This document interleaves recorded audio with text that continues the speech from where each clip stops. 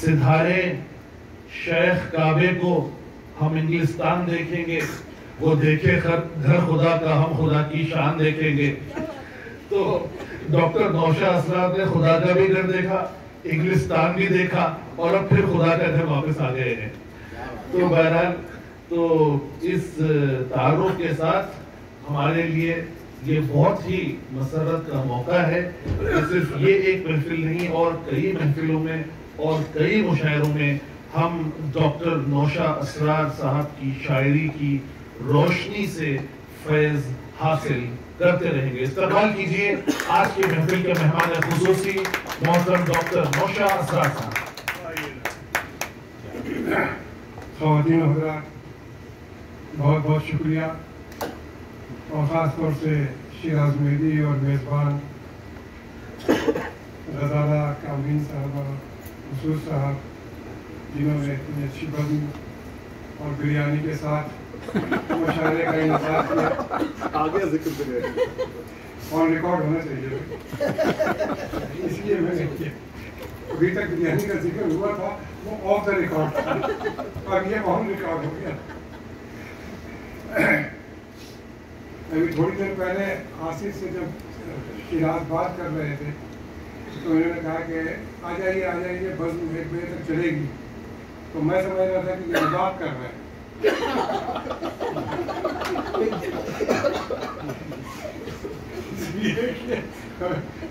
10 بجے میں سو جاتا ہوں تو میں سمجھتا تھا کہ یہ مذاق کر رہے ہیں، لیکن اب اتنی بہت سیریس تھی. پھر میں کہا ناظم ہے، انہیں پتا ہے کہ بزم کب جب کیسے شروع ہوتی ہے اور کہاں ختم ہوتی ہے. اور جہاں تک یہ رہا آوارہ گردی کا سوال، ہماری آوارہ گردی کہ کبھی یہاں کبھی وہاں کبھی وہاں کبھی وہاں، تو اس کے لیے ذمہ دار ہم نہیں ہیں، اس کے لیے ذمہ دار گردش دورہ ہے. کیا بات؟ میں نے کہا ہے کہ بوئے گل اور کہیں، رنگ چمن اور کہیں،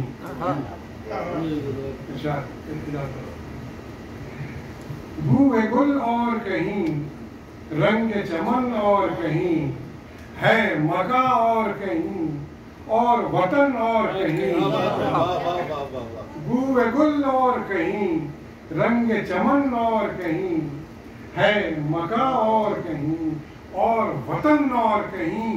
کتنا بکھراؤ ہے دنیا کے سمٹ جانے سے، روح ہے اور کہیں اور بدن اور کہیں. کیا بات کیا بات. کتنا بکھراؤ ہے دنیا کے سمٹ جانے سے، روح ہے اور کہیں اور بدن اور کہیں. تو یہ آوارہ گردی عشوب زمانہ کہیے یا گردش دورہ کہیے، بہرحال یہ ہے سب کے ساتھ. شعر یوں ہوا ہے، ابھی جو بات ہو رہی تھی اور ہمارے اسلم صاحب نے بڑی زوردار شاعری کی اور بڑی اچھی روا بہر میں اشعار سنائے. اور شیراز فخر شیراز نے مجھے بڑی خوشی ہوئی کہ آج ان کے گھروں میں بیٹھ کے میں نے ان کے اشعار سنے، بہت اچھے. آپ کی محترمہ سمن بھی خوب ہیں، سبھی تقریباً بہت اچھا سنایا. میں نے کہا کہ دل سے نکلے ہوئے اشعار سناؤ تو بنے، دل سے نکلے ہوئے اشعار سناؤ تو بنے. تم چراغوں میں لہو اپنا جلاؤ تو بنے. دل سے نکلے ہوئے اشعار سناؤ تو بنے. تم چراغوں میں لہو اپنا جلاؤ تو بنے. اور حور و غلماں مہو افلاک کی باتیں کب تک، جو نظر آئے وہ تصویر بناؤ تو بنے. حور و غلماں مہو افلاک کی باتیں کب تک، جو نظر آئے وہ تصویر بناؤ تو بنے.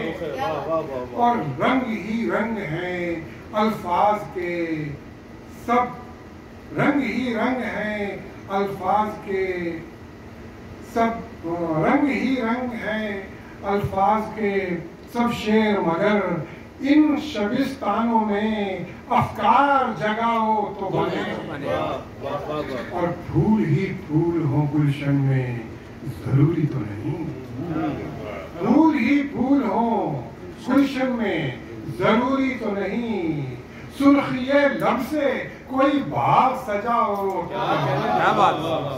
سرخیے لب سے کوئی باغ سجاؤ تو بنے، اور تشنگی پیاس بجھانے کا فقط نام نہیں، تشنگی پیاس بجھانے کا فقط نام نہیں، تشنگی میں کوئی زمزم سا بہاؤ تو بنے، تشنگی پیاس بجھانے کا فقط نام نہیں، تشنگی میں کوئی زمزم سا بہاؤ تو بنے۔ اور میں نے کہا ہے کہ نفرتوں سے نہیں ہوتا کبھی نفرت کا علاج، نفرتوں سے نہیں ہوتا کبھی نفرت کا علاج، دشمن جاں کو بھی سینے سے لگاؤ تو بنے، اور میری آواز ہے صحرا میں صداؤں جیسی، میری آواز ہے صحرا میں صداؤں جیسی، میری آواز سے آواز ملاؤ تو بنے،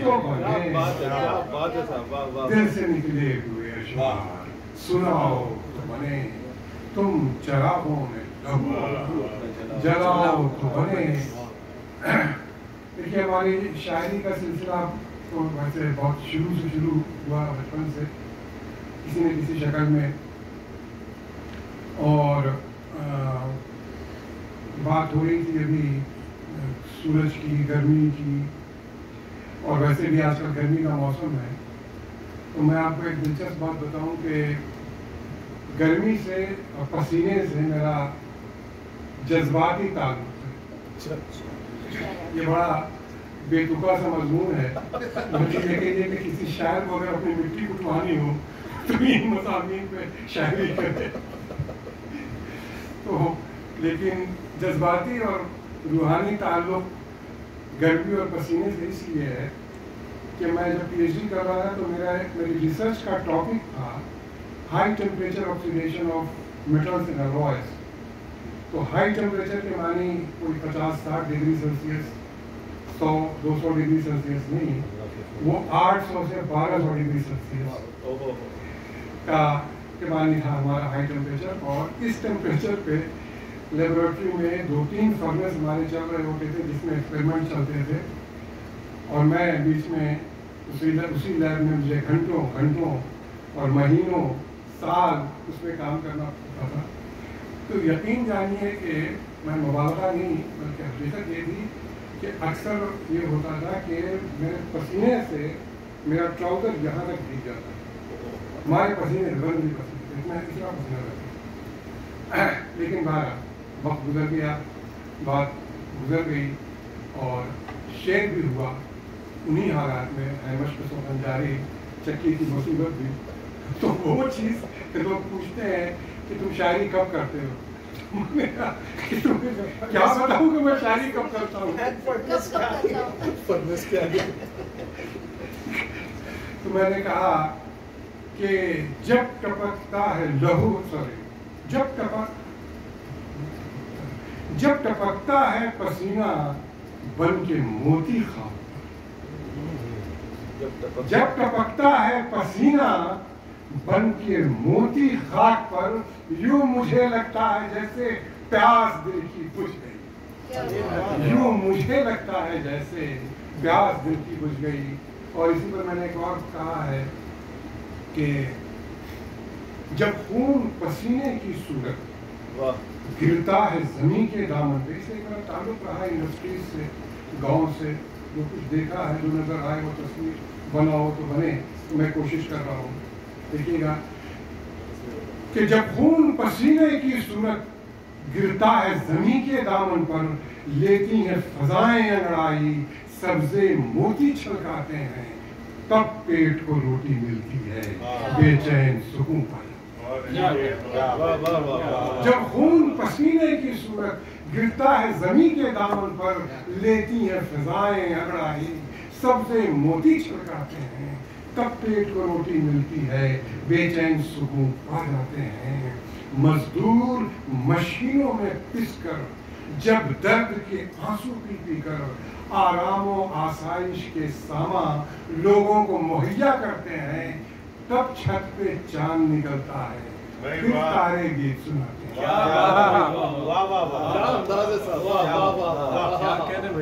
मजदूर मशीनों में पिसकर जब दर्द के आंसू पी पी कर आराम और आसाइश के सामा लोगों को मुहैया करते हैं, तब छत पे चांद निकलता है, फिर तारे गीत सुनाते हैं।